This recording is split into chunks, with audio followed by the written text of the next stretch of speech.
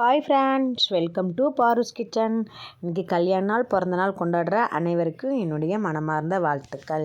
இந்த வீடியோவில் என்ன பார்க்க போகிறோன்னா, செம்பு பாத்திரம் நம்ம காசிப்பானைன்னு சொல்லுவாங்க.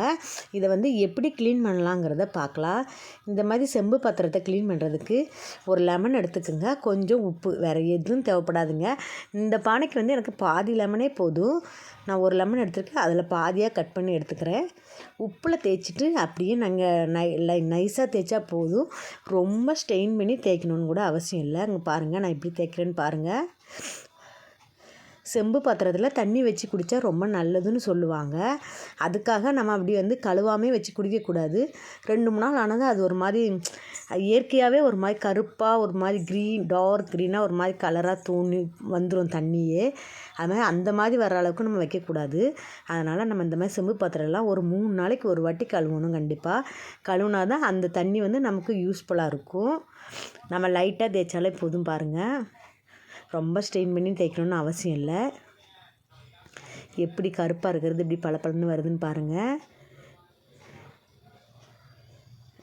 ஆனால் இந்த செம்பு பாத்திரம் நம்ம எப்படி தான் க்ளீன் பண்ணி வச்சாலும் நம்ம ஏரியாக்குள்ளே காற்றுக்கே அந்த பானை கருத்து போயிடும்.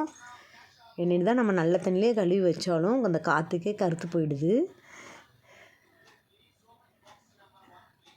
எப்படி தேய்ச்சிருங்க, வேறு எதுவும் தேய்க்க தேவையில்லைங்க. கல்லுப்போ சால்ட்டுப்போ உங்கள்கிட்ட எந்த உப்பு இருக்குதோ அந்த உப்பும் ஒரு பாதி லெமன் போதுங்க.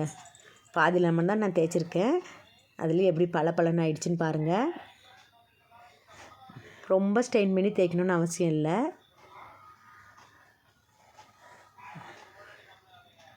செம்பு பாத்திரத்தில் தண்ணி குடித்தா ரொம்ப நல்லதும்பாங்க. அதேமாரி நம்ம இதை மெயின்டைன் பண்ணால் சூப்பராக எப்போவுமே பளபளன்னு இருக்கும். நீங்கள் ஒரு 3 நாளைக்கு ஒரு வாட்டி தேய்ச்சி கழுவி வச்சு பாருங்கள். எப்போவுமே செம்பு பானை கருத்து போகாது. நம்ம பளபளன்னே தெரியும் பார்க்குறதுக்கே.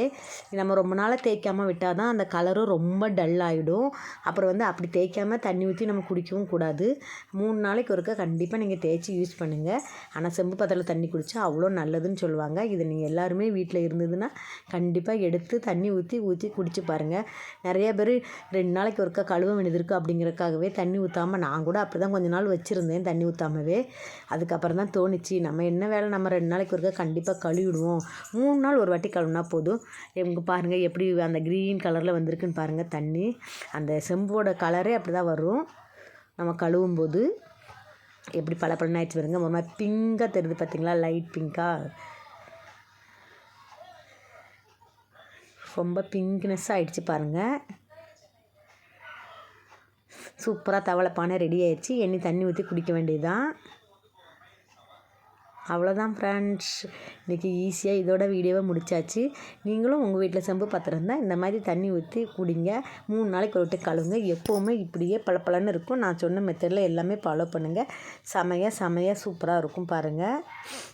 இந்த வீடியோ பிடிச்சிருந்தால் லைக் பண்ணுங்கள், கமெண்ட் பண்ணுங்கள்.